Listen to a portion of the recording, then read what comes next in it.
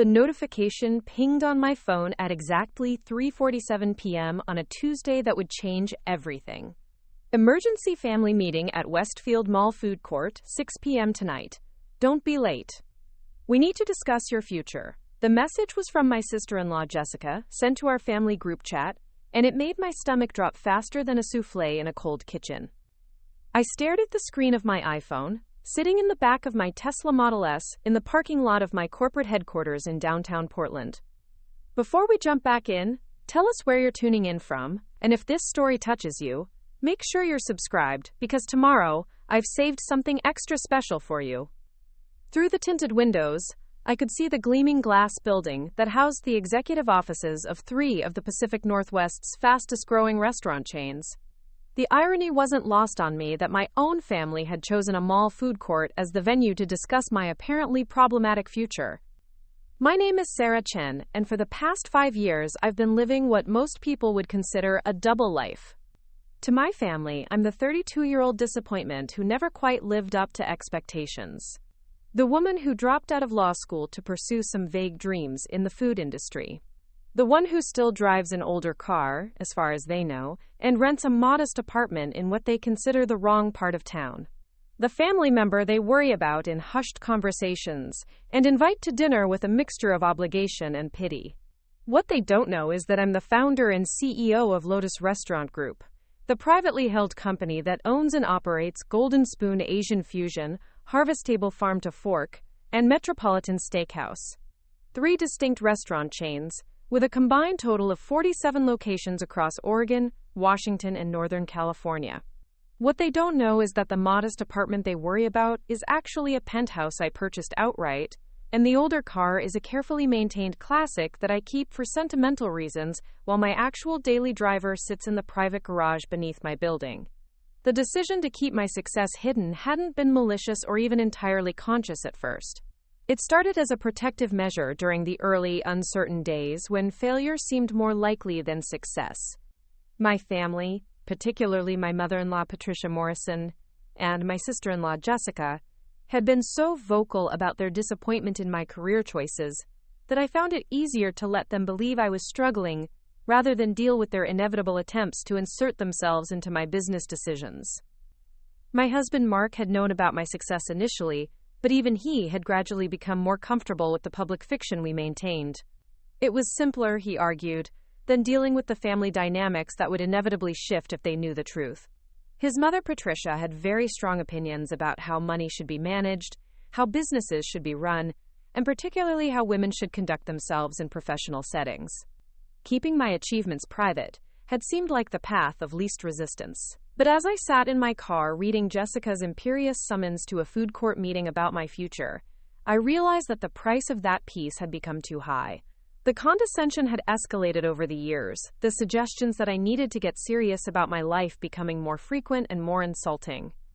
Just last month, Patricia had cornered me at Mark's birthday party to lecture me about the importance of financial security and suggest that perhaps it was time I considered going back to school or finding a more stable career path.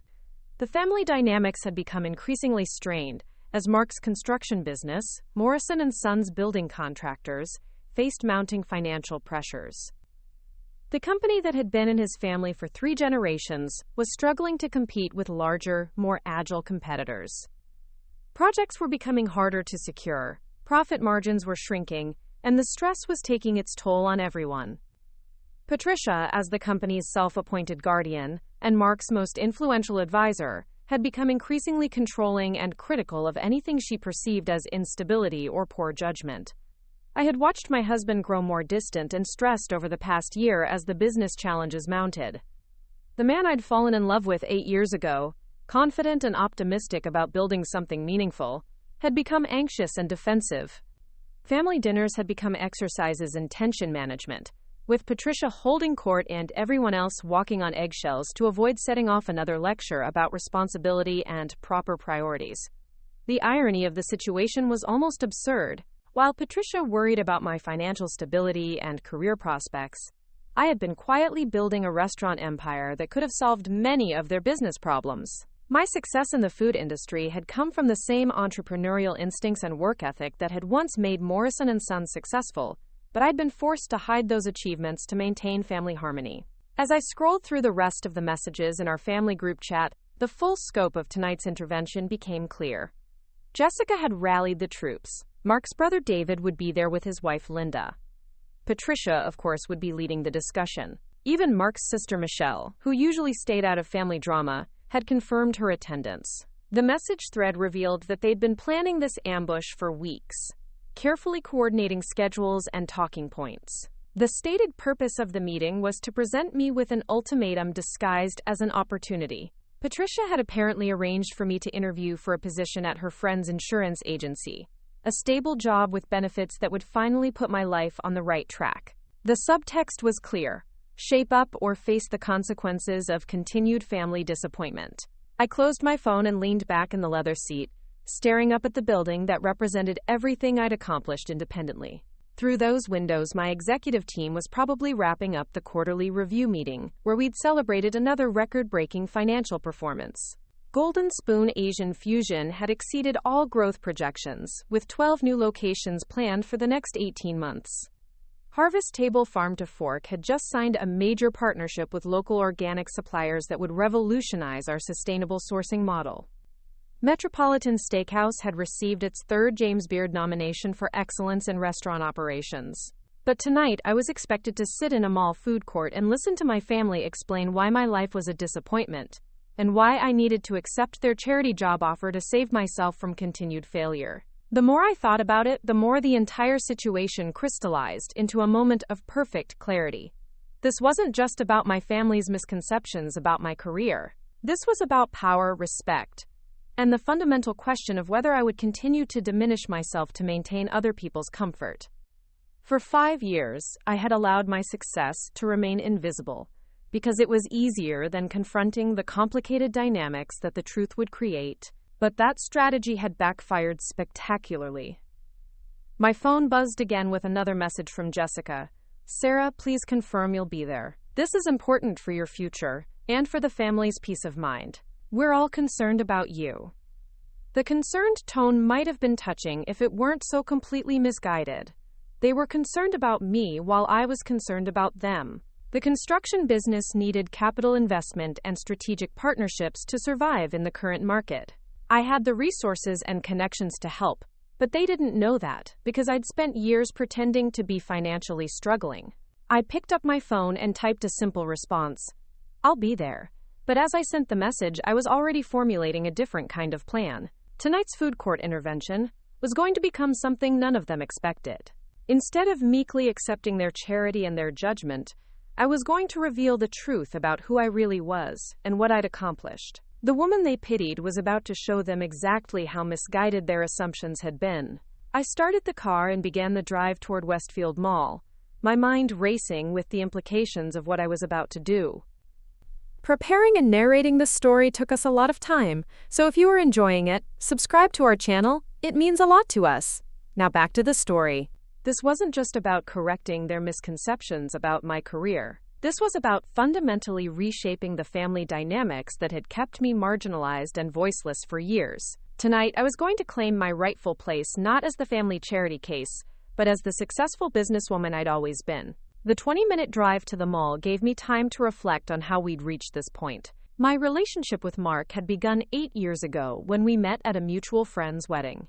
He was charming, ambitious, and refreshingly straightforward about his goals. He wanted to expand his family's construction business, build something meaningful, and find a partner who shared his values of hard work and integrity.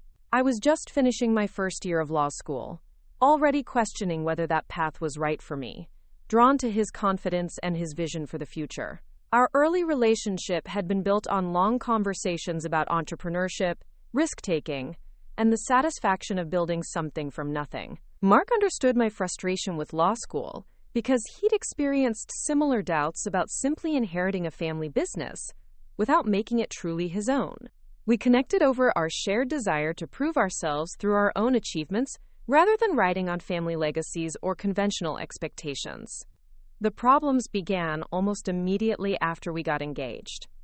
Patricia Morrison was not pleased with her son's choice of a law school dropout who harbored unrealistic dreams about the food industry. She'd made her feelings clear through a series of increasingly pointed conversations about the importance of stability, financial security, and making practical choices. When I finally made the decision to leave law school and pursue my restaurant concept, her disapproval became a constant background hum in our relationship. Mark had supported my decision initially, but his mother's relentless criticism had gradually worn down his confidence in my choices. The shift had been subtle, but persistent. He stopped asking about my business plans and started suggesting that maybe his mother had valid points about the risks I was taking. When I needed capital to open my first restaurant, he encouraged me to seek traditional employment instead, arguing that we needed stable income to build our future together. By the time Golden Spoon Asian Fusion opened and became successful, our relationship had already established a pattern of secrecy and compartmentalization. Mark knew the restaurant was doing well, but he didn't know how well. He knew I was expanding, but he didn't know how quickly or how profitably. And because Patricia's criticism had made him defensive about my choices, he seemed to prefer not knowing the details. It was easier for him to tell his mother that I was working in restaurants than to explain that I owned them. The pattern had solidified over the years until it became an accepted part of our marriage. I had my professional life, which was private and separate, and I had my family life, where I played the role of the struggling entrepreneur who was gradually learning to be more practical. The compartmentalization had worked well enough when the stakes were lower, but as both my success and their financial struggles intensified, the fiction had become increasingly problematic. As I pulled into the mall parking lot, I realized that tonight represented a crossroads not just for my relationship with Mark's family, but for my marriage itself. The conversation we were about to have would force Mark to choose between continuing to enable his mother's control over our lives or finally acknowledging and supporting who I really was.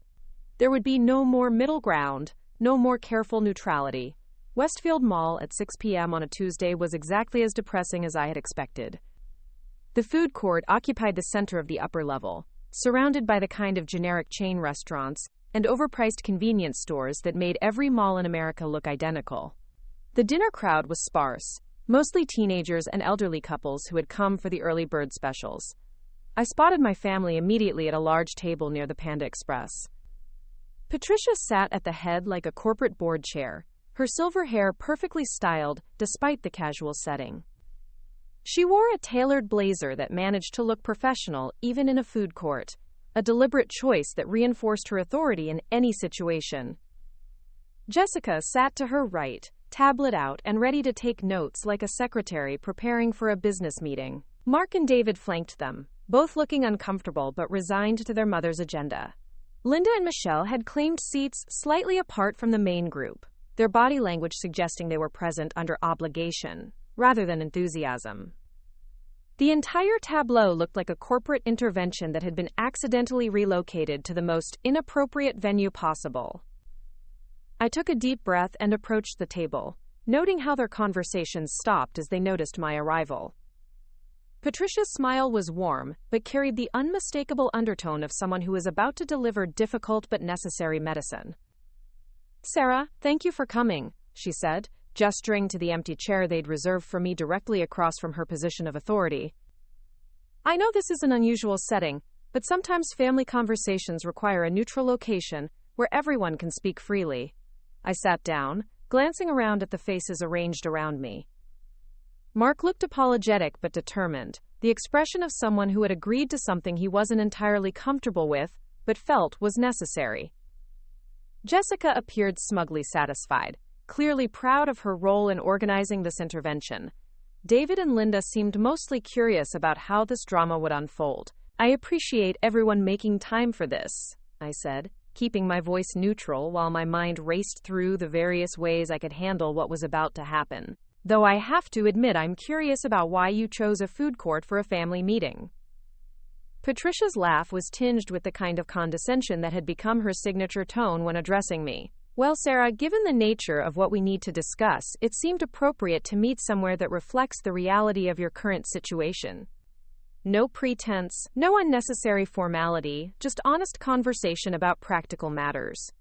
The insult was delivered with such smooth confidence that it took a moment for its full impact to register.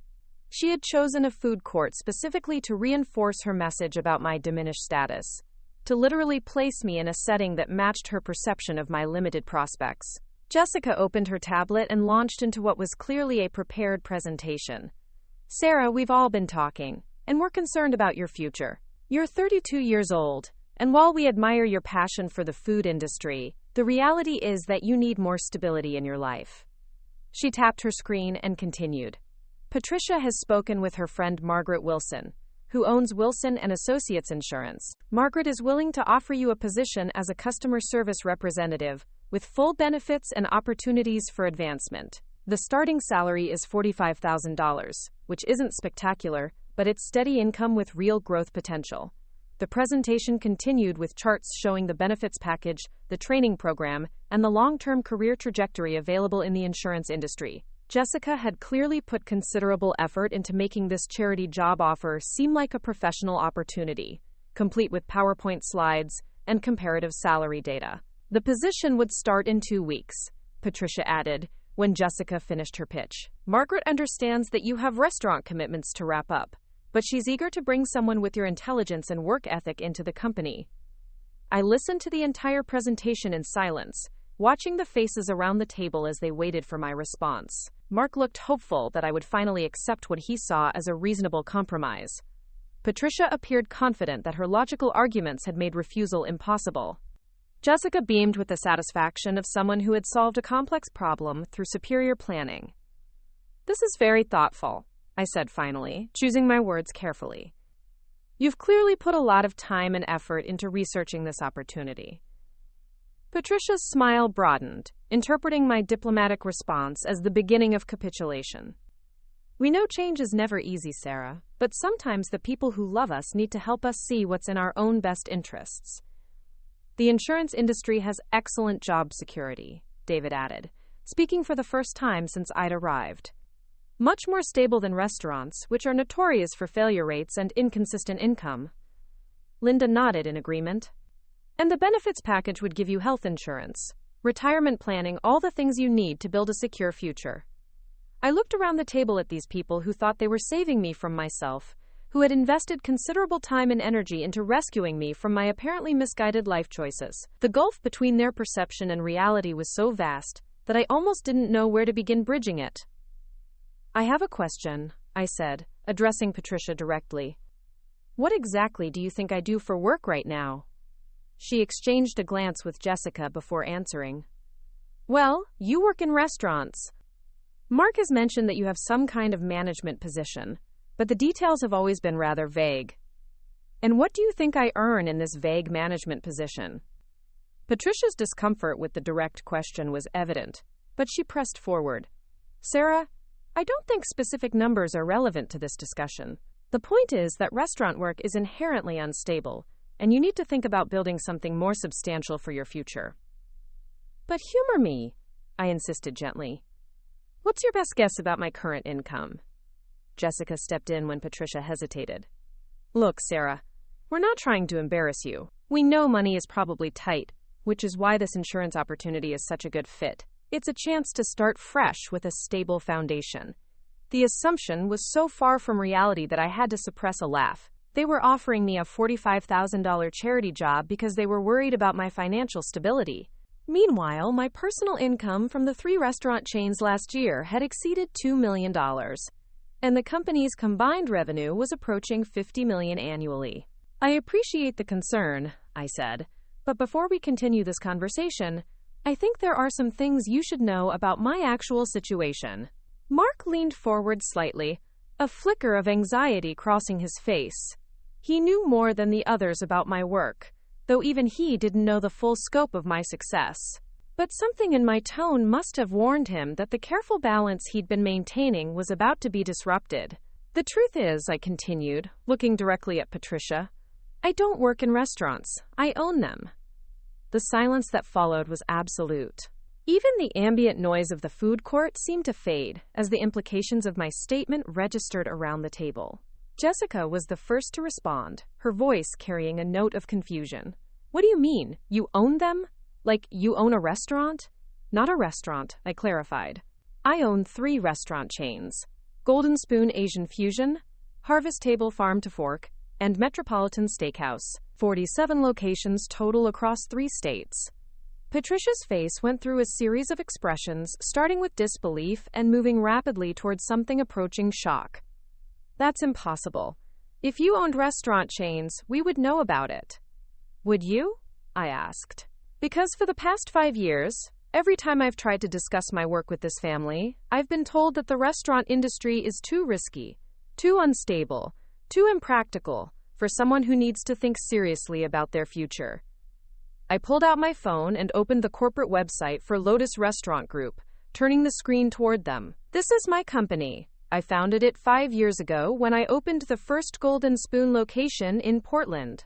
Last year, our combined revenue was $49.7 million. The photo on the website showed me in a professional headshot, identified as Sarah Chen, founder and CEO. Below it were images of the restaurant locations, press coverage, and awards we'd received. The evidence was undeniable and overwhelming. Mark stared at the phone screen, his face pale. Sarah, I knew the restaurants were successful, but I had no idea they were this successful. Why didn't you tell me about the revenue numbers?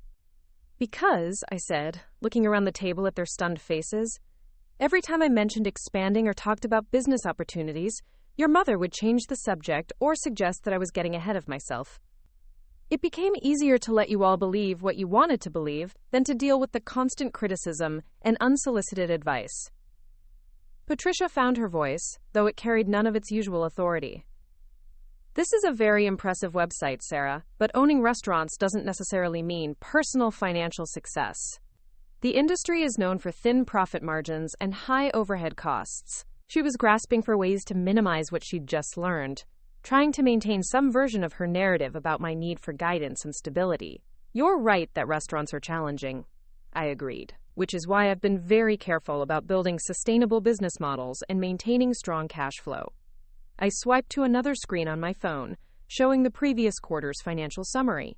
Last quarter, the 3 chains generated $12.3 million in revenue, with a net profit margin of 18%.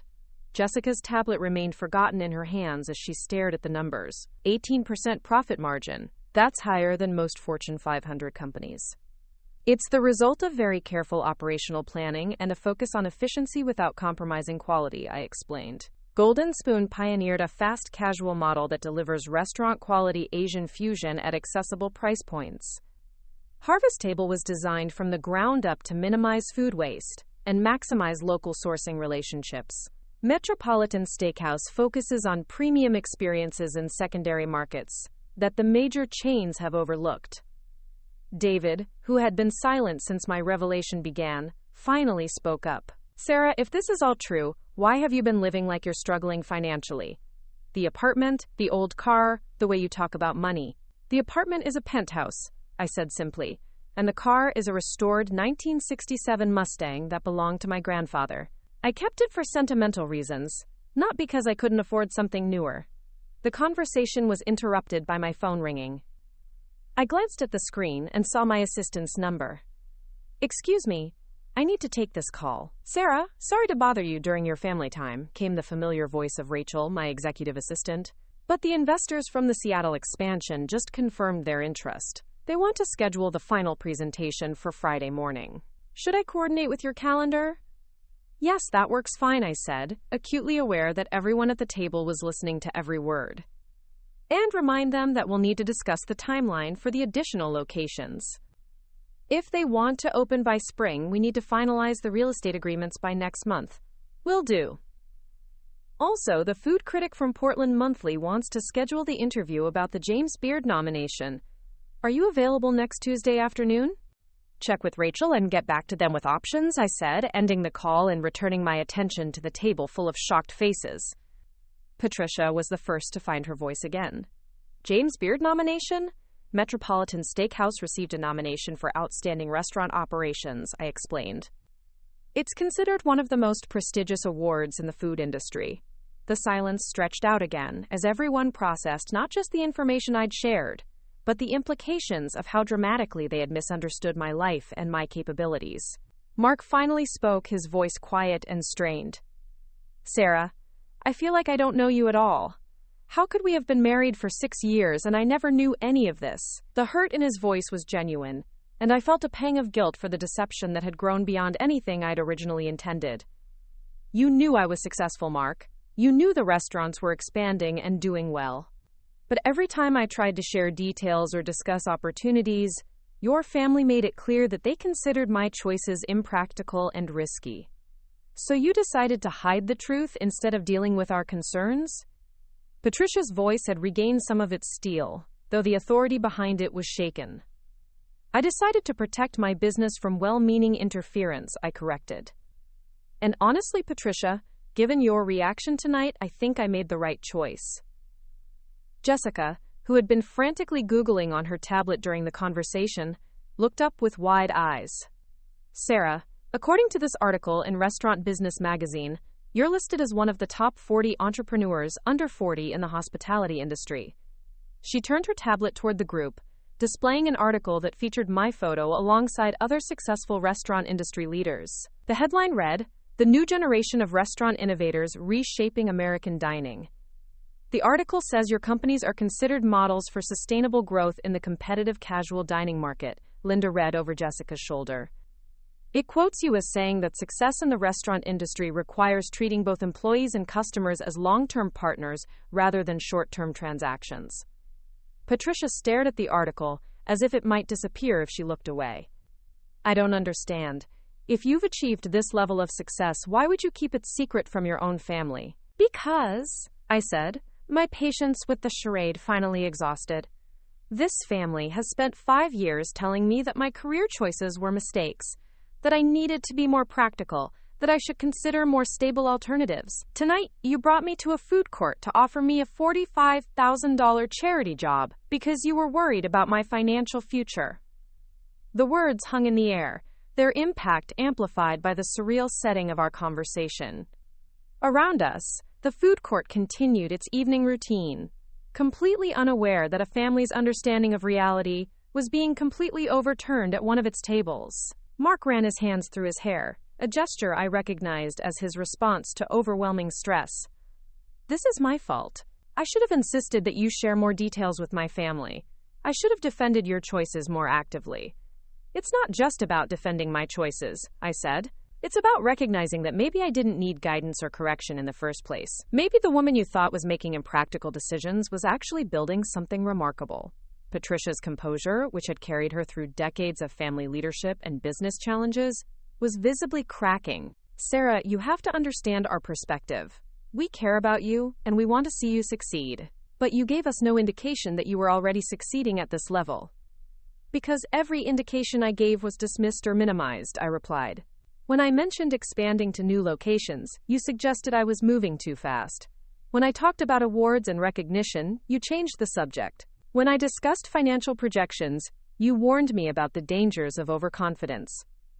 David, who had been quiet throughout most of the conversation, finally spoke up. Sarah, I have to ask, if your restaurants are this successful, why haven't you offered to help with Dad's construction business?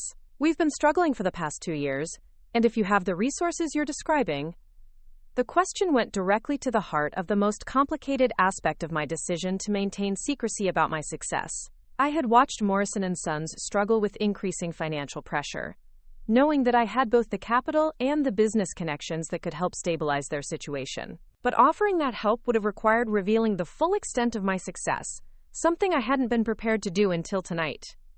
You're right, I acknowledged. I could have helped, and I should have found a way to make that offer without this dramatic revelation. But honestly, David, how do you think your mother would have reacted if I'd walked into a family meeting 2 years ago and offered to invest in Morrison & Sons? Patricia's expression suggested she understood exactly what I meant. Her pattern of dismissing my business acumen and treating me as someone who needed guidance rather than someone who could provide it would have made any offer of help seem presumptuous or inappropriate. Besides, I continued, offering financial help to family members requires a level of trust and respect that frankly hasn't existed in our relationship. I needed to know that my success would be acknowledged and valued, not treated as a lucky accident that didn't change the fundamental dynamics between us. Jessica closed her tablet with a sharp snap. So this whole conversation tonight, this intervention we planned to help you, was completely unnecessary. We were trying to save someone who was already more successful than any of us. Not unnecessary, I corrected, just based on completely wrong assumptions. And those assumptions tell us something important about how communication has broken down in this family. Mark leaned back in his chair, looking overwhelmed by the revelations and their implications. Sarah, what happens now? Do we just pretend this conversation never happened and go back to our old patterns? No, I said firmly. We can't go back because now you know the truth. The question is what we do with that truth. Patricia had been quiet for several minutes, processing everything she'd learned. When she finally spoke, her voice carried a different quality than I'd ever heard from her before. Uncertainty, perhaps even humility. Sarah, I owe you an apology. We all do. We made assumptions about your life and your capabilities that were clearly wrong. But I have to ask, what do you want from us now? How do we move forward from here? The question was more genuine than I'd expected, suggesting that perhaps the shock of learning about my success had created an opening for the kind of honest conversation we'd never been able to have before. I want respect, I said simply. I want to be treated as a competent adult who has made good decisions about her life and career. I want my opinions about business and financial matters to be valued rather than dismissed. And I want my marriage to my husband to include full transparency about who I am and what I've accomplished. I looked around the table at each of them in turn. Most importantly, I want us to figure out how to be a family that supports each other's success, rather than one that assumes some members need constant guidance and correction. The food court around us had grown quieter as the dinner crowd thinned, but our table remained the center of an intense conversation that was reshaping years of established relationships and assumptions. There's something else, I said, making a decision that would commit me to a path I'd been considering for months. David asked why I haven't offered to help with Morrison & Sons. The truth is, I've been thinking about exactly that kind of partnership. Mark's head snapped up, his expression suddenly alert. What kind of partnership? The construction industry is facing a lot of the same challenges that restaurants deal with, I explained. Labor costs, supply chain management, customer relationship building, operational efficiency. The skills that have made my restaurant chains successful could potentially be applied to revitalizing Morrison & Sons. I pulled up another screen on my phone, showing a business plan document I'd been developing privately. I've been working with my financial advisors on a proposal to create a hospitality and construction development group. The idea would be to combine Morrison & Sons' expertise in building and development with my company's expertise in creating customer experiences and managing service operations. Patricia leaned forward to look at the document, her business instincts overriding her personal discomfort with the conversation. What would that look like in practical terms? Morrison & Sons builds restaurant locations for my chains, but also develops broader hospitality projects, I said, warming to a subject I'd been passionate about for months. Hotels, event venues, mixed-use developments that combine residential, commercial, and dining spaces. Instead of competing for generic construction contracts, you'd be building specialized projects that require both construction expertise and hospitality industry knowledge. David's eyes lit up with interest. That could differentiate us from every other construction company in the region. Most of our competitors don't understand the specialized requirements of restaurant and hospitality construction. Exactly, I agreed. And my connections in the hospitality industry could provide a steady pipeline of projects. I know dozens of restaurant owners, hotel developers, and event venue operators who are looking for construction partners who really understand their business. Mark was staring at me with an expression I couldn't quite read. Sarah, this isn't just a business partnership you're proposing. This would fundamentally change the relationship between our families. Yes, I said simply. It would require us to see each other as equals and partners, rather than as people who need help, and people who provide it. The implications of what I was suggesting settled over the table like a heavy blanket. This wasn't just about correcting their misconceptions about my career success. I was proposing a complete restructuring of our family and business relationships, one that would require everyone to abandon their established roles and assumptions. Patricia was studying the business plan on my phone with the intense focus she brought to any potential investment opportunity. The financial projections look very aggressive. Are you confident these revenue targets are achievable? They're based on the actual performance of my existing companies and conservative growth estimates for the construction industry in our target markets, I replied. I don't make financial projections lightly, Patricia. My track record should speak to that. Jessica, who had been unusually quiet since the full scope of my revelation became clear, finally spoke up. I have to ask, Sarah, are you proposing this partnership because you genuinely think it's a good business opportunity, or because you're trying to prove a point about being able to help the family? It was a fair question, and one that deserved an honest answer. Both, I said. I think it's a genuinely excellent business opportunity that plays to all of our strengths. But I also think it's time for this family to recognize that I have strengths worth building on. The conversation was interrupted again by my phone ringing. This time it was Wei, my operations director, calling from the Golden Spoon flagship location in Portland. Sarah, sorry to interrupt your evening, but we have a situation that requires your attention, he said when I answered. The health inspector showed up for a surprise visit at the downtown location, and she's found some issues with our prep area documentation. Nothing serious, but she wants to speak with the owner directly. I'll be there in 40 minutes, I said without hesitation. Make sure the entire evening management team stays until I arrive, and pull all the prep logs from the past week. Will do, Wei replied. And Sarah? The inspector mentioned that she's been getting complaints from competitors about our success. This feels like someone's trying to cause problems for us. I felt a familiar surge of protective anger toward my business and my employees. Handle it professionally, but document everything. If someone's playing games, we need evidence.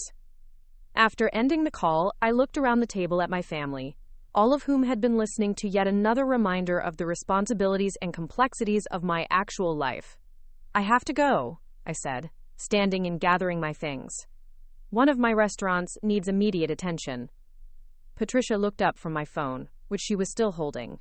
Sarah, before you leave, I want you to know that I'm genuinely impressed by what you've built. And I'm sorry for the assumptions we made about your life and your capabilities. The apology, coming from a woman who rarely admitted error, carried more weight than I'd expected. Thank you, Patricia. That means a lot. Mark stood as well, his expression still processing everything he'd learned. Can we talk when you get home tonight? Really talk? About all of this? Yes, I agreed. We need to. As I turned to leave, Jessica called after me. Sarah, about the insurance job offer. I paused and looked back at her with a slight smile. I think I'll have to pass. But thank Margaret for thinking of me. The irony of walking away from a $45,000 charity job to go handle a crisis at my multi-million-dollar restaurant empire wasn't lost on any of us. As I left the food court and headed toward the mall exit, I could hear the sound of intense conversation resuming behind me. The drive to downtown Portland gave me time to process what had just happened. In the space of 2 hours, I had completely overturned my family's understanding of who I was and what my life looked like. The careful compartmentalization that had defined our relationships for years was gone, replaced by a truth that would require everyone to recalibrate their assumptions and expectations. But more than that, I had finally claimed my rightful place as a successful businesswoman and equal partner in family discussions. The woman who had been pitied and guided was gone, replaced by someone who could offer solutions instead of needing them. The health inspector crisis at Golden Spoon turned out to be exactly what Wei had suspected. A coordinated attempt by a competitor to damage our reputation through frivolous complaints. After 3 hours of meticulous documentation review and patient explanation of our procedures, the inspector found no violations and apologized for the inconvenience. But the incident served as a stark reminder of the constant vigilance required to protect what I'd built. It was nearly midnight when I finally returned home to find Mark waiting in our living room, still wearing the same clothes from dinner, but with his tie loosened and his usual composure replaced by an expression of deep contemplation. The house felt different somehow, as if the revelations of the evening had changed not just our relationship, but the very atmosphere of our shared space. How did it go at the restaurant? He asked as I set my keys on the kitchen counter. his voice carrying a careful neutrality that I recognized as his way of testing emotional waters. "Handled," I said simply, pouring myself a glass of wine from the bottle we'd opened the weekend before. "Someone's been filing false complaints with the health department, probably hoping to slow down our expansion plans. Nothing we can't deal with." Mark nodded slowly, processing this information alongside everything else he'd learned about my professional life. "Sarah, I've been sitting here for hours trying to understand how we got to this point. How I could have been married to you for 6 years and missed so much of who you really are." I settled into the armchair across from him, the same configuration we'd unconsciously chosen during every difficult conversation we'd ever had. Physical distance that reflected emotional uncertainty. A careful negotiation of space that had become our default pattern whenever the stakes felt too high for casual intimacy. "You didn't miss it," I said, choosing my words carefully. "You chose not to see it, because seeing it would have required you to take sides in ways that made you uncomfortable." His wince told me the observation had hit its target. "That's fair. But Sarah, you have to understand my position. My mother built Morrison & Sons into what it is today after my father died. She's made sacrifices and tough decisions that kept the company alive when it could have failed completely. When she expressed concerns about your career choices, I thought she was trying to protect our financial future. And what do you think now?" I asked, genuinely curious about how the evening's revelations had shifted his perspective. Mark was quiet for a long moment, staring into his untouched glass of whiskey. "Now I think she was protecting her own sense of control over our family's financial decisions. And I think I enabled that because it was easier than having to choose between supporting you and managing her expectations." The admission carried more self-awareness than I'd expected, suggesting that perhaps the shock of learning about my success had forced him to examine patterns he'd been avoiding confronting. "The business proposal you outlined tonight," he continued, "the partnership between your companies and Morrison & Sons. Is that something you've been planning for a long time?" I considered the question carefully. The truth was that I'd been developing the concept for months, but not initially as a way to help his family's struggling business. The idea had emerged from my own expansion plans, and my recognition that the hospitality industry needed more sophisticated construction partners who understood the unique requirements of restaurant and hotel development. "I've been exploring the concept since last spring," I admitted, "but not necessarily as a way to rescue Morrison & Sons. I've been looking for construction partners who could handle the specialized requirements of my expansion plans. Most general contractors don't understand the complexity of commercial kitchen design or the specific infrastructure needs of high-volume restaurants." Mark leaned forward, his business instincts clearly engaged, despite the personal complexity of our conversation. "What changed your mind about involving our family company?" "Watching your stress levels increase over the past year," I said honestly. "Seeing how the financial pressure was affecting not just the business but your health and our relationship. I realized I had resources that could help, but I couldn't offer them without revealing the full scope of my success. And you weren't ready to reveal that success because you didn't trust how we'd react," he said, the statement carrying both understanding and hurt. "I wasn't ready because I'd spent 5 years having my business judgment questioned and my achievements minimized," I corrected gently. "Trust has to be built on respect, Mark. And respect has to be based on seeing someone clearly, not on managing or correcting them." The conversation was interrupted by his phone buzzing with a text message. He glanced at it with a grimace. "It's David. He wants to know if we can meet tomorrow morning to discuss the partnership proposal in more detail." I wasn't surprised by David's quick response to the business opportunity. Unlike Patricia and Jessica, who processed new information through the lens of family dynamics and social expectations, David had always been more pragmatic about financial realities. If Morrison & Sons was struggling as badly as I suspected, he would be eager to explore any viable solution. "What did you tell them after I left tonight?" I asked. Mark's expression grew uncomfortable. There was a lot of processing and recalibration. Mother was actually more shaken than I expected. "I think she's beginning to realize how completely she misjudged you, and how that might have affected our marriage." "And Jessica?" Jessica was mortified about the insurance job offer. She kept saying she couldn't believe she'd tried to help you get a $45,000 job when you're running companies worth millions. I think she's questioning her entire understanding of what you've been doing with your life. I felt a flicker of sympathy for Jessica, whose intentions had been genuine even if her assumptions were completely wrong.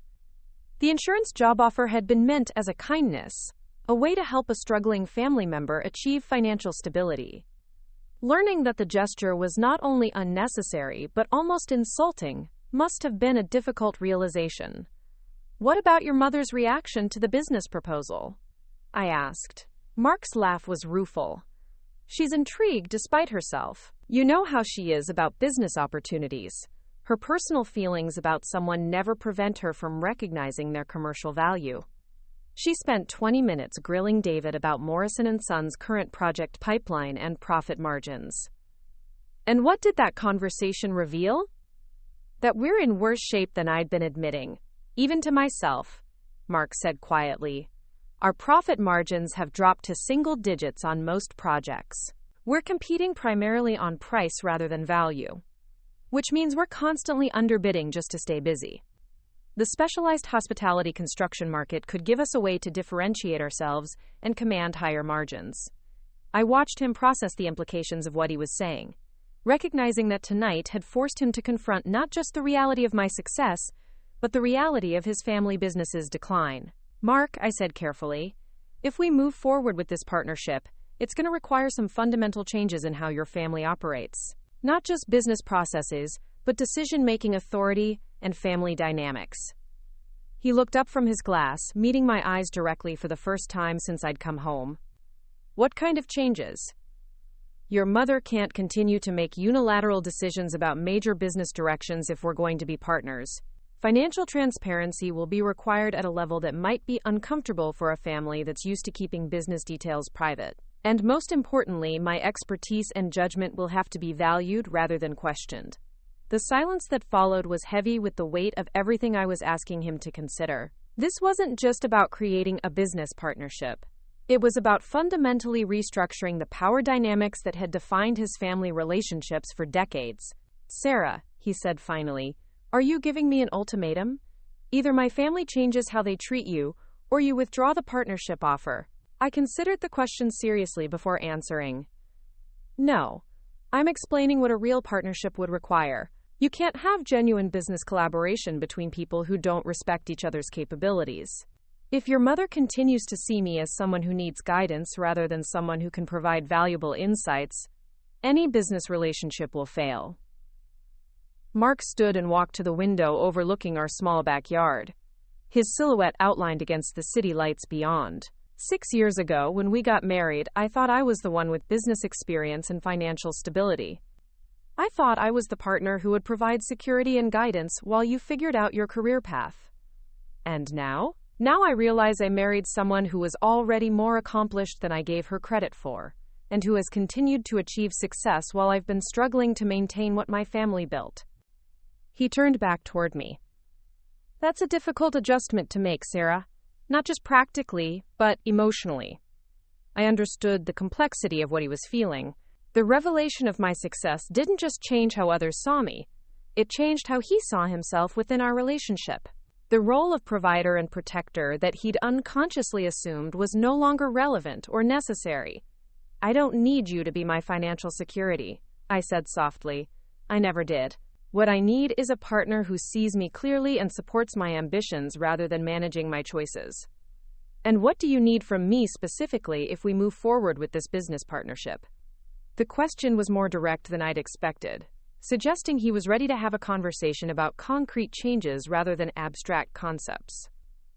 I need you to advocate for me within your family, I said. Not just passively support me, but actively defend my expertise when it's questioned. I need you to insist on transparency about Morrison & Sons' financial situation and decision-making processes. And I need you to be willing to let my companies take the lead on projects where my expertise is more relevant than your family's traditional approach. Mark returned to his seat, but this time he moved his chair closer to mine, rather than maintaining our usual careful distance. Those are significant changes, Sarah. My mother has been the controlling voice in family business decisions for over a decade. I know. And if she's not willing to share that control, then the partnership won't work. But if she is willing, it could transform both of our companies in ways that benefit everyone. He reached across the space between us and took my hand, the first intimate gesture he'd made since learning about my hidden success. I want to try, not just the business partnership, but rebuilding our marriage on a foundation of complete honesty and mutual respect. The sincerity in his voice was unmistakable, and I felt something in my chest loosen that I hadn't realized was tightly held. I want that too. But Mark, it's going to require more than good intentions. We'll have to develop new patterns of communication and decision-making that we've never had before. I know. And, honestly, I'm not sure how good I'll be at navigating the balance between supporting you and managing my family's reactions. I've spent a long time trying to keep peace, rather than taking stands. His admission of uncertainty was more reassuring than false confidence would have been. Change would be difficult for both of us, requiring us to abandon relationship patterns that had become comfortable even when they weren't healthy. My phone buzzed with a text message, and I glanced at it to see a note from Wei, reporting that the Golden Spoon situation was fully resolved, and that he'd filed incident reports documenting the harassment from competitors. The message reminded me that regardless of how my family relationships evolved, I had a business empire that required constant attention and protection. I need to be in Portland early tomorrow for an operations meeting, I said. But I think we should meet with David and your mother to discuss the partnership details. If we're going to move forward, everyone needs to understand exactly what we're proposing. Mark nodded. Mother suggested lunch at the house tomorrow. She wants to review the financial projections in detail and discuss timeline and implementation. And what's your sense of how serious she is about this opportunity? Serious enough to put aside her personal feelings about the surprise you delivered tonight, he said with a slight smile. You know my mother well enough to know that business opportunities override personal drama when the stakes are high enough. I did know Patricia well enough to recognize that she would approach any potential partnership with ruthless pragmatism, regardless of her feelings about how that partnership had been revealed. Her ability to compartmentalize personal relationships and business decisions was one of her strengths as a leader, even when it created complications in family dynamics. There's something else we need to discuss, I said, making a decision about another piece of information that would affect our planning. The expansion timeline for my companies is more aggressive than I mentioned tonight. Mark's eyebrows rose. More aggressive how? Golden Spoon has commitments for 18 new locations over the next 2 years, not the 12 I mentioned. Harvest Table is planning to enter the California market with 8 locations in Los Angeles and San Francisco. And Metropolitan Steakhouse is considering a partnership with a hotel chain that could add 25 new locations across the western states. The numbers represented a scale of growth that would require significant capital investment and operational expansion, far beyond anything Morrison & Sons had ever handled in their construction business. Sarah, Mark said slowly, you're talking about building more than 50 new restaurant locations in 2 years. That's not just expansion. That's building a regional empire, which is why I need construction partners who understand the complexity of what we're attempting, I said. Most construction companies can handle building 1 or 2 restaurants. Very few can manage the coordinated development of multiple locations while maintaining quality and timeline consistency. And you think Morrison & Sons could scale up to handle that kind of volume? I think Morrison & Sons has the foundational expertise and the management structure to handle it if they're willing to invest in the specialized equipment and personnel required for hospitality construction, I replied. But it would require a significant transformation of how your family business operates. Mark was quiet for a moment, processing the implications of what I was describing. This isn't just about saving our struggling construction business. You're proposing to turn us into a major player in a specialized market. Exactly. And that transformation would require Morrison & Sons to operate as a true partner rather than a subcontractor. Shared financial risk, shared decision-making authority, shared profits from successful projects. The conversation continued past midnight as we discussed the practical details of what such a partnership would look like. Revenue sharing models, management structure, operational oversight, quality control standards. The technical aspects of the business relationship were complex, but they were also concrete, in a way that made them easier to navigate than the personal and family dynamics involved. By the time we finally went to bed, we had outlined a preliminary framework for a partnership that could potentially solve Morrison & Sons' financial problems, while providing my companies with the construction expertise needed for aggressive expansion. More importantly, we had begun the process of rebuilding our marriage on a foundation of honesty and mutual respect, rather than accommodation and secrecy. But as I lay awake listening to Mark's steady breathing beside me, I knew that the most difficult conversations were still ahead of us. Tomorrow's meeting with Patricia and David would determine whether the business partnership was viable, but it would also test whether my revelation had fundamentally changed the family dynamics or simply created a temporary disruption in established patterns. The next morning dawned gray and drizzly, typical October weather for the Pacific Northwest. I arrived at my Portland headquarters by 7:30 to meet with Wei and my operations team about the competitor harassment incident and to review the quarterly expansion reports before heading to Patricia's house for lunch. The corporate offices of Lotus Restaurant Group occupied the top 2 floors of a renovated brick building in Portland's Pearl District, with floor-to-ceiling windows offering views of the Willamette River and the mountains beyond.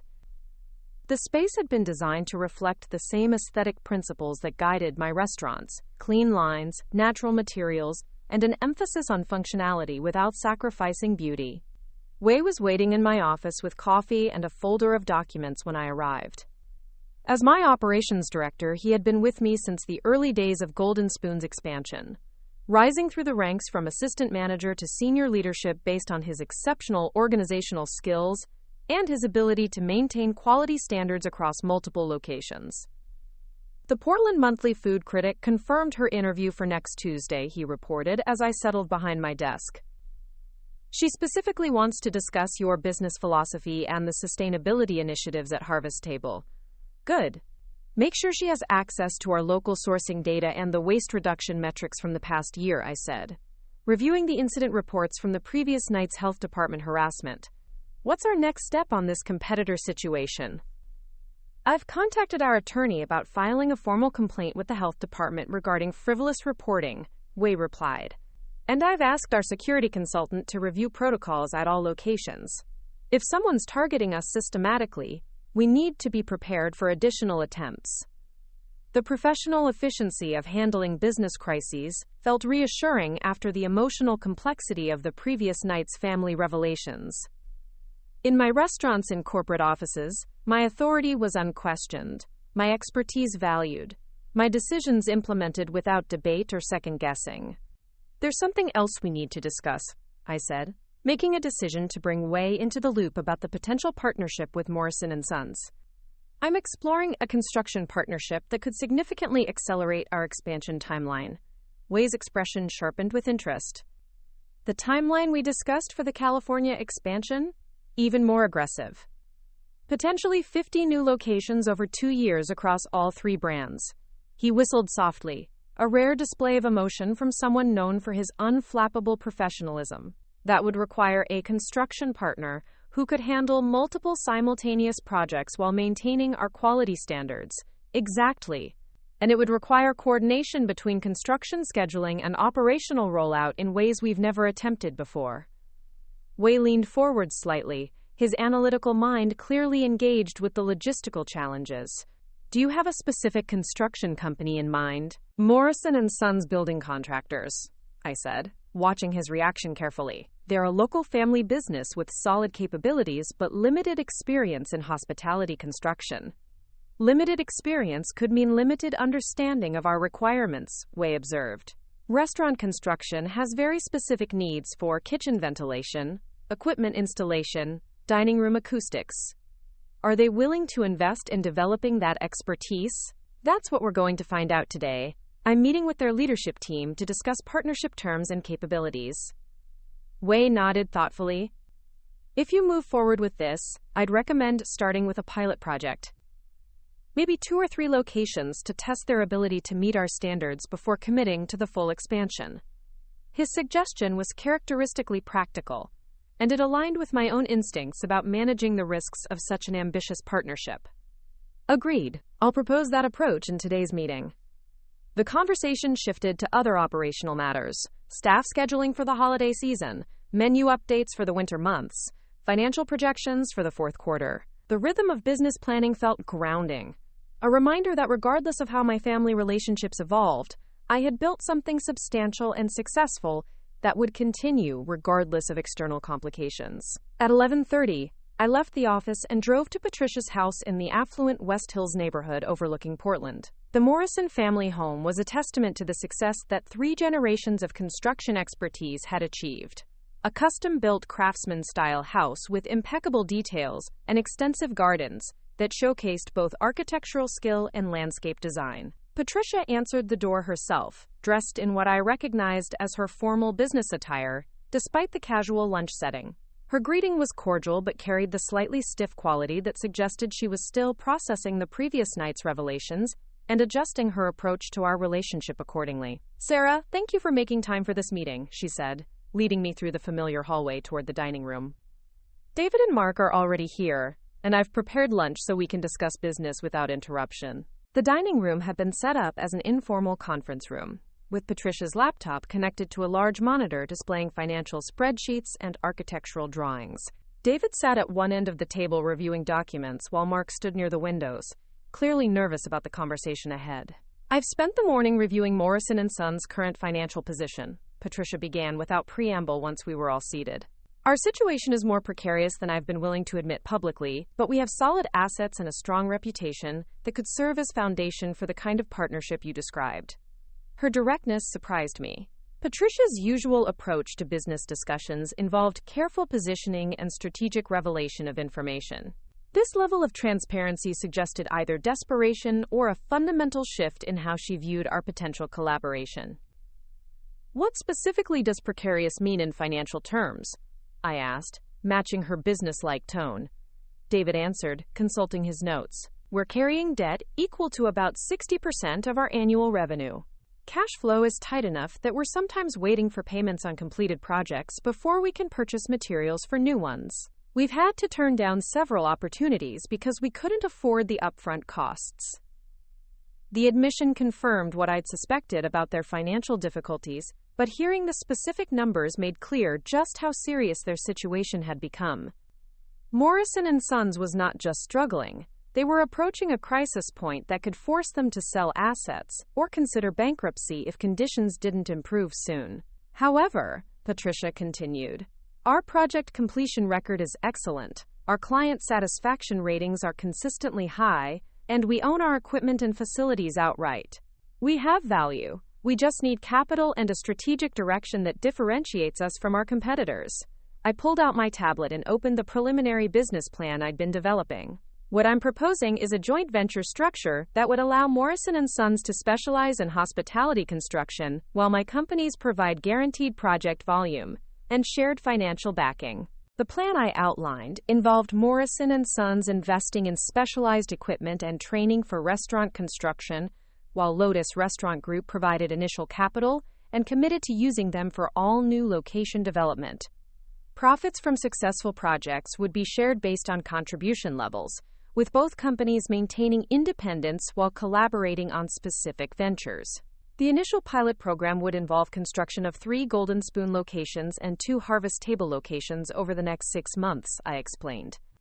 If those projects meet quality and timeline standards, we'd move forward with the full expansion program.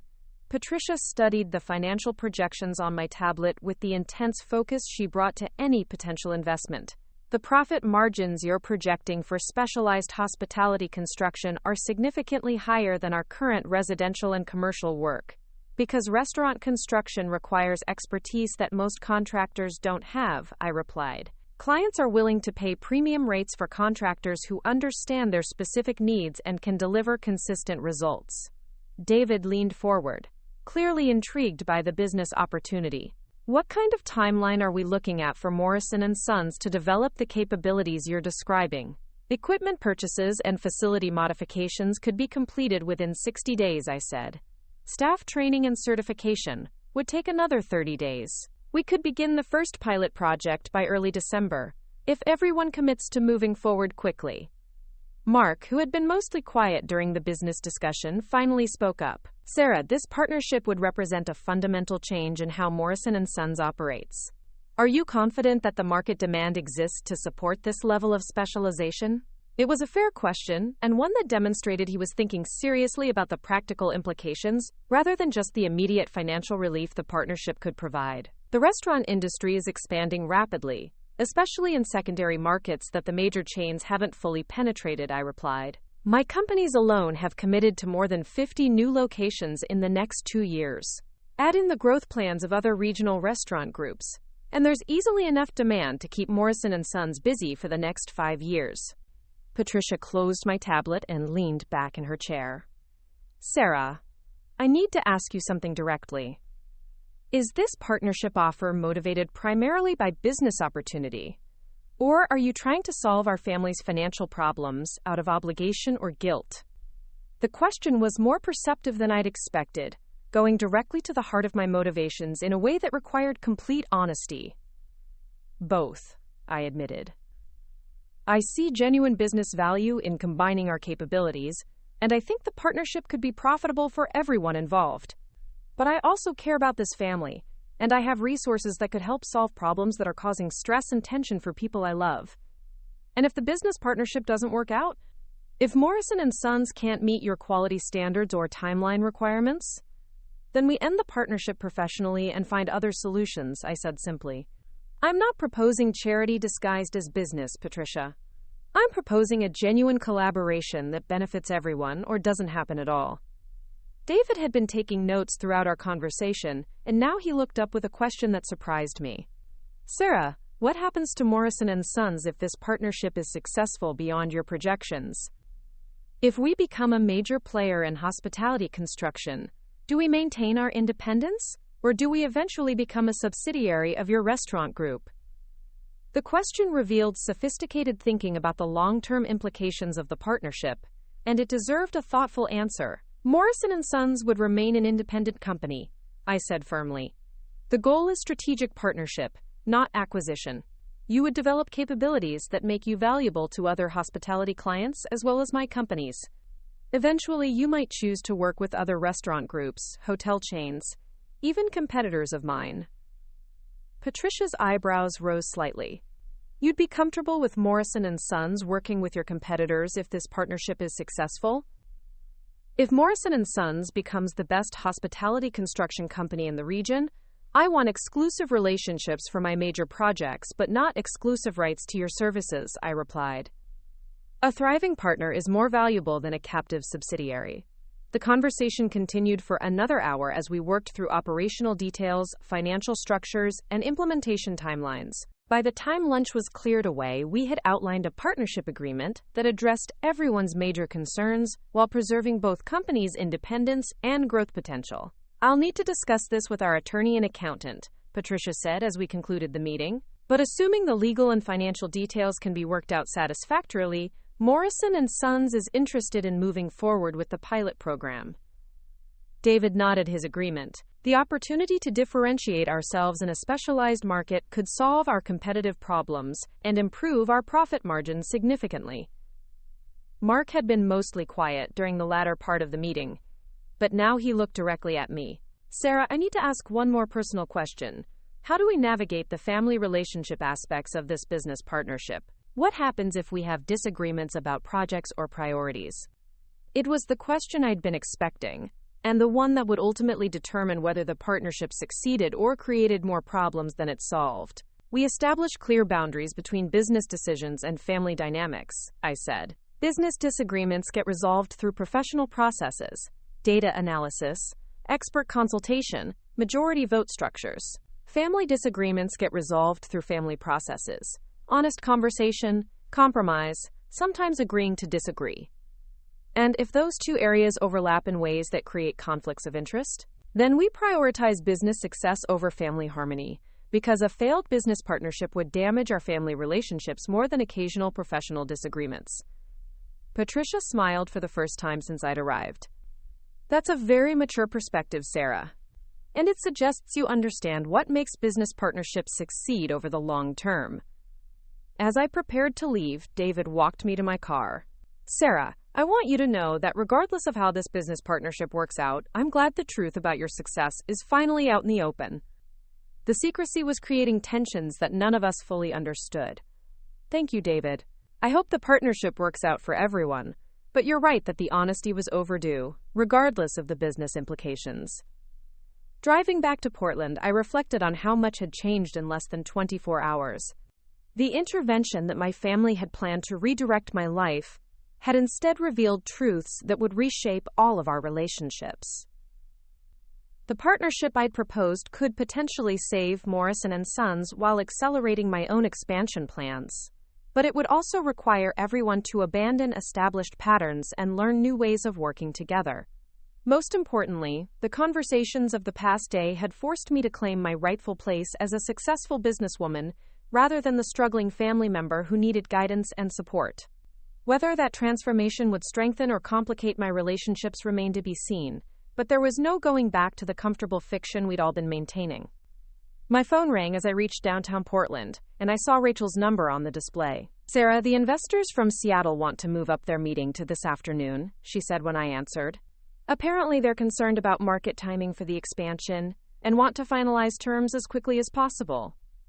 This afternoon is fine, I replied, feeling a familiar surge of excitement about new business opportunities. Set it up for 3 o'clock and make sure we have the financial projections and market analysis ready. Will do. Also, the Portland Business Journal wants to do a feature story about your expansion plans. Are you ready to be more public about your role as CEO? The question gave me pause. For 5 years, I had deliberately maintained a low public profile, allowing Julian and my other executive chefs to be the public faces of my companies while I stayed behind the scenes. But after yesterday's revelations to my family, continuing that strategy seemed both impossible and unnecessary. Yes, I said, making another decision that would move me further into the light. I'm ready. After all, the woman who had been hiding her success to keep family peace was gone. In her place was someone who had finally learned to claim her achievements and demand the respect they deserved. The Seattle investors meeting that afternoon turned out to be a catalyst for changes I hadn't anticipated. Marcus Chen and Elena Rodriguez represented a private equity firm specializing in rapid expansion of successful restaurant concepts, and they came prepared with market research that both impressed and challenged me. Ms. Chen, your growth trajectory over the past 5 years has been remarkable, Marcus began as we settled into the conference room at my headquarters. But we're concerned that you're approaching a scale where current operational structures might become limiting factors. Elena spread out detailed market analyses across the conference table. The Pacific Northwest restaurant market is becoming saturated with fast casual concepts. If you want to achieve the expansion numbers you've outlined, you'll need to move into more competitive markets with significantly higher operational demands. I studied their research, recognizing immediately that they had identified challenges I'd been aware of, but hadn't fully quantified. Moving into major metropolitan areas like Los Angeles and San Francisco would require not just capital, but entirely new approaches to site selection, staff recruitment, and local market penetration. What specific changes are you recommending?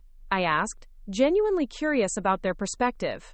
Marcus leaned forward, his expression serious.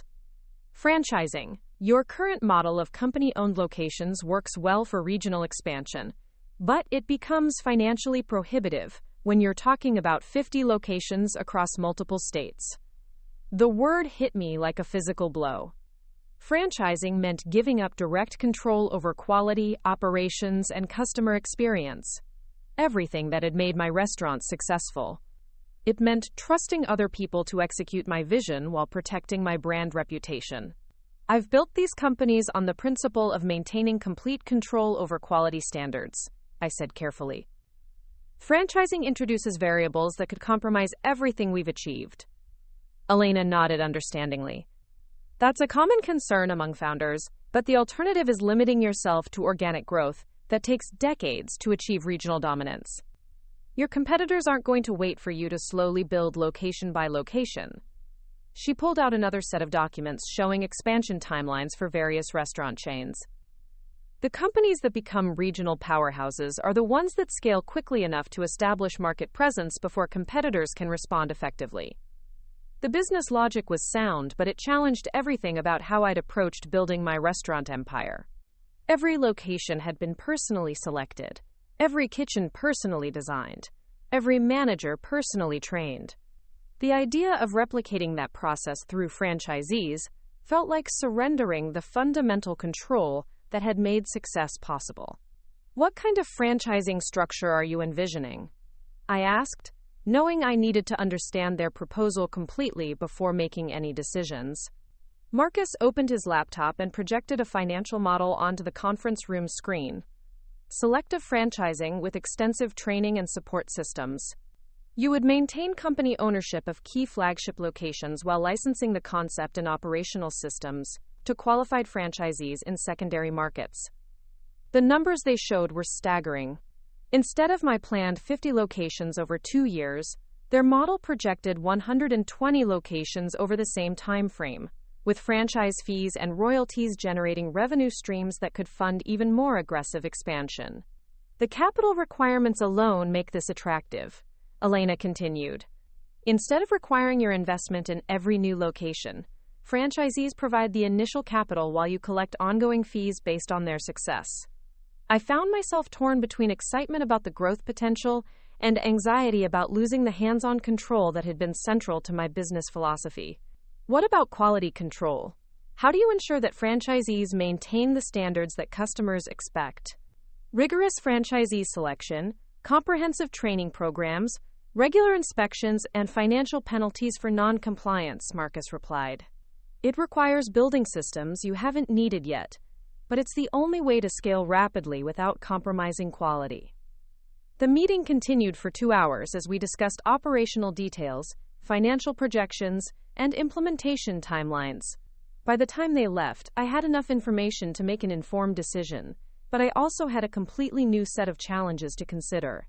Franchising would accelerate my expansion plans beyond anything I'd previously imagined, but it would also require fundamental changes in how I operated my companies. Instead of being a hands-on executive chef and owner, I would need to become a systems designer and brand manager, creating processes that could be replicated by people I might never meet in markets I might never visit personally. The implications for my family situation were equally complex. A franchise expansion of the scale Marcus and Elena had described would require significantly more capital and operational support than Morrison & Sons could provide through traditional construction partnerships. If I moved forward with franchising, the business relationship with Mark's family would need to evolve in ways we hadn't discussed. That evening, I found myself in an unusual situation, sitting in my own restaurant for dinner as a customer rather than as the owner. I had chosen the original Golden Spoon location in downtown Portland, the first restaurant I'd opened, and still the flagship that represented everything I'd built since then. The host recognized me immediately, of course, but I had requested a regular table rather than any special treatment. I wanted to experience my restaurant the way customers did, to see it with fresh eyes, and evaluate whether the quality and atmosphere I'd worked so hard to create could truly be replicated through franchising. The dinner service was flawless. My executive chef managed the kitchen with precision that would have made me proud, even if I hadn't trained him personally. The servers demonstrated the kind of product knowledge and customer attention that distinguished Golden Spoon from its competitors. The food quality was exceptional, maintaining the standards that had earned critical recognition and customer loyalty. But as I watched the operation unfold, I also noticed details that would be difficult to replicate without direct oversight. The way the manager handled a customer complaint with exactly the right balance of empathy and efficiency. The seamless coordination between kitchen and front-of-house staff that came from months of working together. The dozens of small decisions that contributed to the overall experience but couldn't easily be reduced to franchise operation manuals.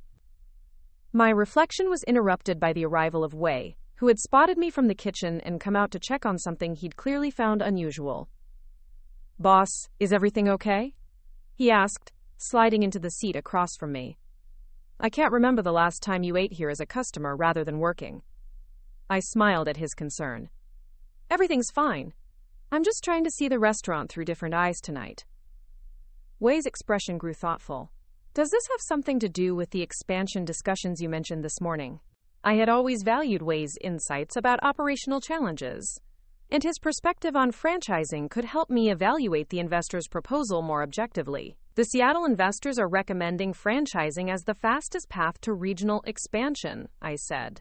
I'm trying to understand whether what we've built here could be successfully replicated by franchisees. Wei was quiet for a moment, watching the dinner service continue around us. It's a difficult question. The systems and procedures could definitely be franchised. We've documented everything thoroughly, but the culture, the attention to detail, the instinct for problem-solving that comes from experience. He paused, choosing his words carefully. Those things can be taught, but they require franchisees who are genuinely committed to your vision, rather than just looking for profitable business opportunities. And how do you select for that level of commitment? Very carefully, and with the understanding that not every franchisee will succeed, no matter how good your selection process is. Wei's assessment aligned with my own concerns about franchising, but it also reminded me that growth inevitably involves some loss of direct control. Even my current company-owned locations required trusting managers and staff to execute my vision without constant supervision. There's something else you should consider, Wei continued. Franchising would change your role fundamentally. Instead of being an active restaurant operator, you'd become more of a business strategist and brand manager. That might be necessary for the scale of growth you're planning, but it would be a significant personal transition. The observation struck at the heart of my uncertainty about the franchise proposal. I had fallen in love with the restaurant industry because of the direct connection between vision and execution, the ability to create experiences that immediately impacted customers. Franchising would distance me from that immediate impact, while potentially multiplying my influence across a much larger network. My phone buzzed with a text from Mark asking if I wanted to meet for a late dinner to continue our conversation from the previous night. I realized that between the morning meeting with his family and the afternoon session with the Seattle investors, I hadn't had time to process the personal implications of everything that was happening. I responded that I was already eating but would meet him at home later, then returned my attention to Wei's insights about operational challenges. If we did move forward with franchising, I said, what would you see as the biggest risks to maintaining quality standards? Kitchen operations, he replied immediately. Restaurants succeed or fail based on food quality and consistency. Everything else can be managed through training and systems, but if the food isn't right, nothing else matters. And how would you address that risk? Wei considered the question seriously. Centralized prep facilities for complex components, very specific sourcing requirements, and kitchen managers who've been trained in our facilities for at least 6 months before opening their locations. The solution he described would require significant infrastructure investment and operational complexity, but it aligned with how successful franchise operations maintained quality across multiple locations. We should also consider starting with a limited menu for franchise locations, he added. Fewer dishes means fewer opportunities for quality variations, and it simplifies training and inventory management. I found myself making mental notes about franchise operational requirements, despite not having committed to pursuing that direction. The conversation with Wei was helping me understand that franchising wasn't simply a financial decision. It would require building entirely new operational capabilities and management systems. When I arrived home later that evening, I found Mark in his home office reviewing construction documents and financial spreadsheets. The papers scattered across his desk suggested he'd been analyzing the partnership proposal we'd discussed with his family, working through implementation details and timeline requirements. How did the Seattle meeting go? He asked as I settled into the chair beside his desk. Complicated, I replied, then outlined the franchise expansion proposal and its implications for both my business strategy and our potential partnership with Morrison & Sons. Mark listened carefully, occasionally asking clarifying questions about timeline and financial requirements. When I finished explaining the franchise concept, he leaned back in his chair with a thoughtful expression.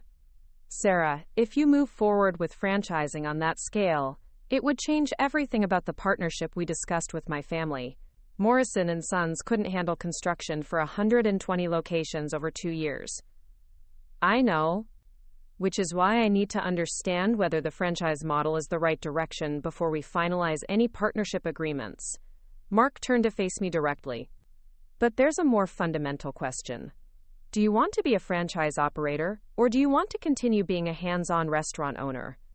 Because those are very different businesses requiring very different skills and providing very different satisfactions. It was a perceptive question that went to the heart of my uncertainty about the investor's proposal.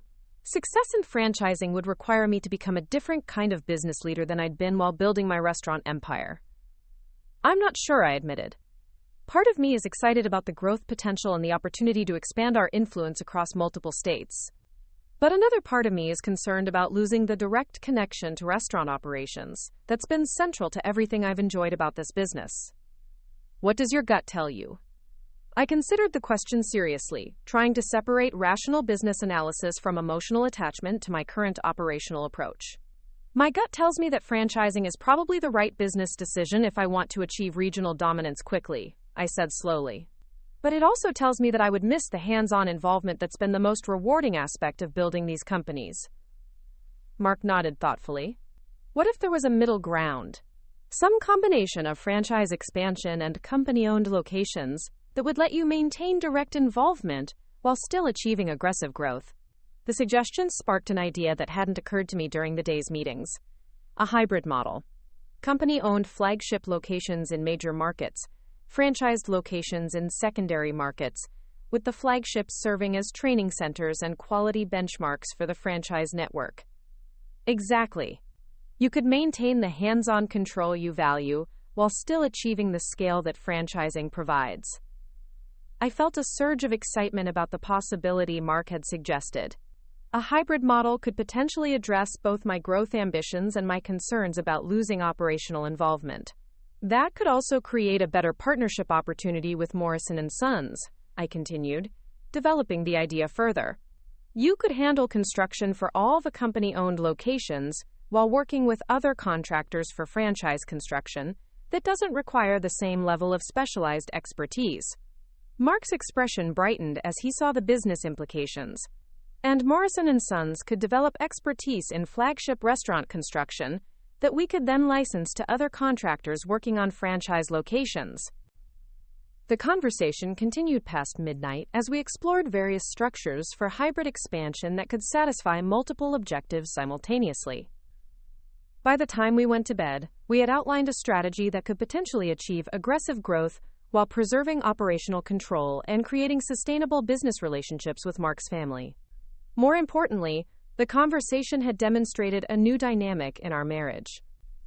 Instead of Mark managing between my ambitions and his family's expectations, we were collaborating as equal partners to develop solutions that could benefit everyone involved. The next morning brought another unexpected development. I arrived at my office to find Rachel waiting with a message that had arrived overnight from Elena Rodriguez. The investors want to schedule a follow-up meeting for next week, Rachel reported.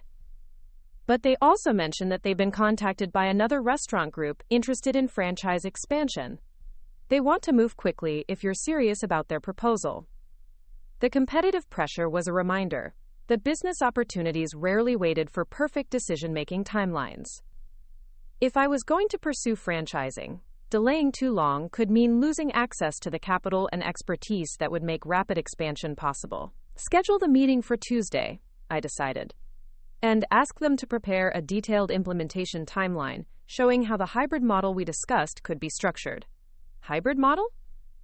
I explained the concept Mark and I had developed the previous evening, watching Rachel's expression shift from confusion to interest as she understood the strategic advantages. That could work very well, she agreed.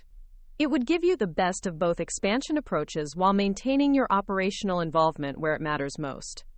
The morning continued with a series of calls and meetings related to day-to-day business operations, but my mind kept returning to the franchise question and its implications for both my business and family relationships. Shortly before noon, Patricia called to report that Morrison & Sons' attorney had reviewed the partnership proposal and identified several areas where additional legal clarification would be needed. Nothing problematic, she assured me, but we want to make sure the profit-sharing structure and decision-making authority are clearly defined before we move forward with any pilot projects. That sounds reasonable, I replied. Are there specific concerns about the business structure, or is this standard legal due diligence? Mostly standard due diligence, but our attorney did point out that the partnership agreement should address what happens if either company wants to expand the relationship or bring in additional partners down the road.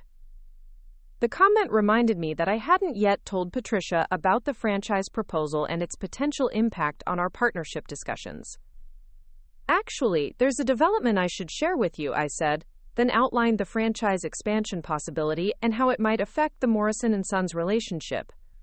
Patricia was quiet for a moment after I finished explaining the hybrid expansion model.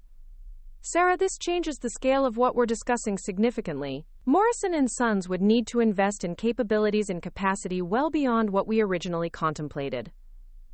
I understand, which is why I wanted to share this information before you finalize any legal commitments.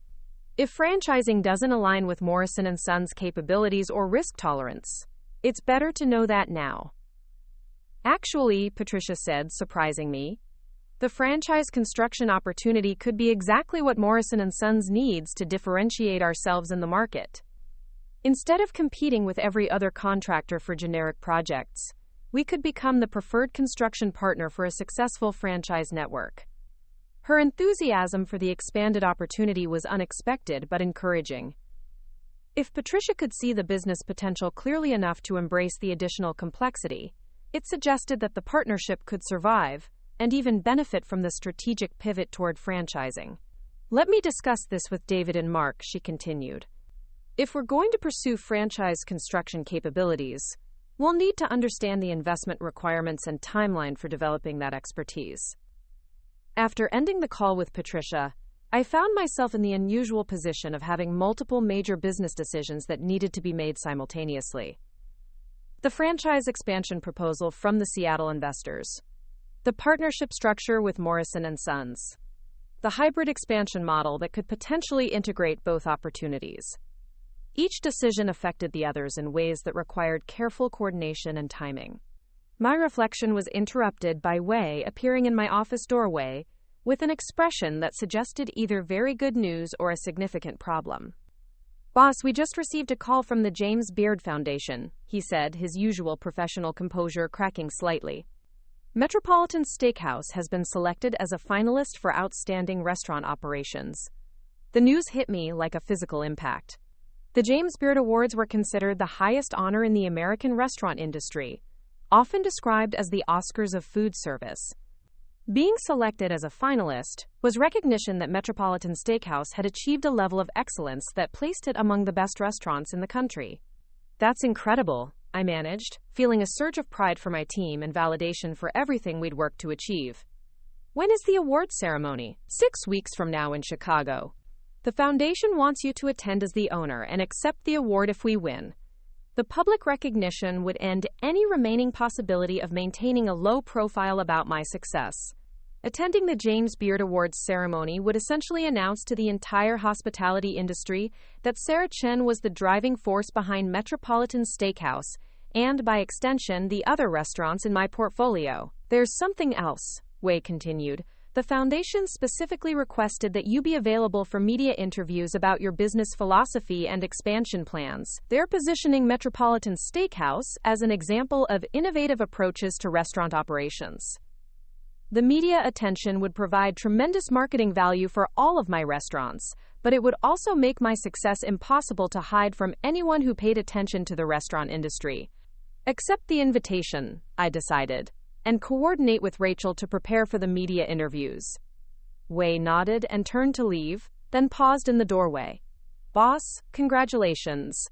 This recognition is well-deserved, and it validates everything you've built here. After he left, I sat in my office looking out at the Portland skyline and thinking about how dramatically my life had changed in just 3 days. The family intervention that was supposed to redirect my career had instead revealed my success. The business partnership I'd proposed to help Mark's struggling family company had evolved into a potential franchise construction relationship. And now the restaurant industry's most prestigious award organization was recognizing my work at the highest level. Most importantly, I had finally stepped out of the shadows where I had been comfortable but invisible. The woman who had hidden her achievements to maintain family harmony was gone, replaced by someone who was ready to claim recognition for what she had built. The phone rang, interrupting my contemplation. Rachel's voice came through the intercom, announcing that the Portland Business Journal wanted to schedule the feature interview about my expansion plans for the following week. Tell them yes, I said, and Rachel, add something to my calendar. I want to meet with the executive teams from all 3 restaurant chains next Friday. It's time everyone understood where we're headed. Because whatever decisions I made about franchising, partnerships, or expansion strategies, they would be made from a position of strength and recognition, rather than secrecy and accommodation. The food court intervention had been intended to save me from my choices, but instead it had liberated me to make choices that reflected my true capabilities and ambitions. As I prepared to leave the office for lunch, my phone buzzed with a text from an unknown number. The message was brief but intriguing. Ms. Chen, we understand you're considering franchise expansion. We represent a different kind of opportunity that might interest you. Would you be available for a confidential discussion? The mysterious message reminded me that success in business often created opportunities that arrived unexpectedly and required careful evaluation. Whatever this new contact represented, it was another indication that my decision to reveal my achievements was creating possibilities I couldn't have anticipated. I forwarded the message to Rachel with instructions to research the sender and schedule a meeting if they represented a legitimate business opportunity. Because if I had learned anything from the events of the past 3 days, it was that hiding from opportunities was far more dangerous than taking calculated risks on new possibilities. The transformation that had begun with a family intervention at a food court was continuing in directions none of us could have predicted, and I was finally ready to see where it would lead. The mysterious contact turned out to be Marcus Williams, representing a consortium of investors who specialized in taking successful regional restaurant chains national. When we met at a downtown Portland coffee shop the following week, his proposal was both audacious and carefully researched. Ms. Chen, we've been monitoring your company's performance for 18 months, he said, sliding a comprehensive market analysis across the table. What you've achieved in the Pacific Northwest could be replicated nationwide, but it requires a different approach than traditional franchising. His consortium proposed something called accelerated expansion through strategic partnerships with established food service companies. Instead of individual franchisees, they would partner with existing restaurant operators who already had infrastructure, staff, and local market knowledge. Think of it as licensing your concepts to proven operators rather than teaching newcomers how to run restaurants, Marcus explained. Your profit margins are higher, expansion is faster, and quality control is easier because you're working with experienced professionals. The proposal was compelling but required even more fundamental changes to my business model than traditional franchising. Before I could commit to any expansion strategy, I needed to resolve the partnership question with Morrison & Sons and clarify my own priorities about growth versus control.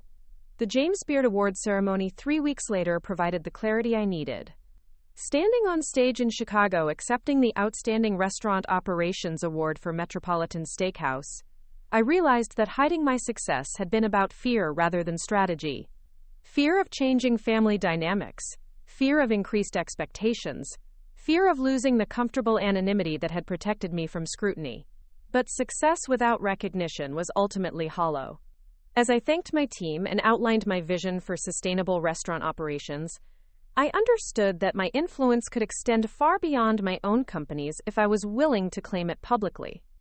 The media interviews following the award ceremony generated more business opportunities than I could have imagined. Restaurant industry publications featured my expansion plans, business schools requested guest lectures, and potential partners approached with proposals that ranged from consulting opportunities to acquisition offers. Most importantly, the public recognition transformed my family relationships in ways that no amount of private conversation could have achieved. When Patricia saw me featured on the cover of Restaurant Business magazine as Innovator of the Year, her approach shifted from maternal concern to professional respect. Jessica began asking for business advice about her own marketing company. Even David started consulting me about construction industry trends and competitive positioning. Mark and I finalized the partnership agreement with Morrison & Sons, but it evolved into something more strategic than either of us had originally envisioned. Instead of simply providing construction services for my expansion, Morrison & Sons became a specialized hospitality construction company, with exclusive relationships to several restaurant chains and hotel groups that I introduced through my industry connections. The franchise expansion ultimately took a hybrid approach that satisfied both my need for control and the investors' requirements for rapid growth. We established company-owned flagship locations in major metropolitan areas while licensing the concepts to experienced operators in secondary markets. Morrison & Sons handled construction for the flagship locations while training other contractors to meet our standards for franchise construction. But the most significant change was personal rather than professional. The woman who had sat in a food court listening to her family plan her future was gone, replaced by someone who understood that authentic success required authentic visibility. I stopped compartmentalizing my achievements and started integrating my professional identity with my personal relationships. The food court intervention that was supposed to save me from my poor choices had instead liberated me to make choices that reflected my true capabilities. What my family had seen as failure to launch was actually a successful business empire they had never bothered to understand. 6 months after that surreal Tuesday evening at Westfield Mall, I hosted a celebration dinner at the newly opened Metropolitan Steakhouse flagship in Seattle. Patricia, Jessica, Mark, David, and their families joined me at a table overlooking Elliott Bay, toasting the successful launch of our third flagship location and the partnership that had revitalized Morrison & Sons. To Sarah, Patricia said, raising her glass with genuine warmth, for building something remarkable and for having the patience to let us discover it in our own time. To family partnerships that actually work, Mark added, squeezing my hand under the table. As I looked around the table at these people who had once pitied my career choices, I realized that the greatest victory wasn't proving them wrong about my capabilities. It was creating space for all of us to grow beyond the limiting assumptions we'd made about each other. The restaurants continued expanding, Morrison & Sons thrived in their specialized market, and our marriage grew stronger through honest partnership rather than careful accommodation. But most importantly, I had learned that success without authenticity was just elaborate hiding, and that the courage to be seen clearly was worth any temporary discomfort it might create. The food court meeting had been intended to plan my future, but it had actually revealed my present, and that present was far more powerful than any of us had dared to imagine. Up next, you've got 2 more standout stories right on your screen. If this one hit the mark, you won't want to pass these up. Just click and check them out.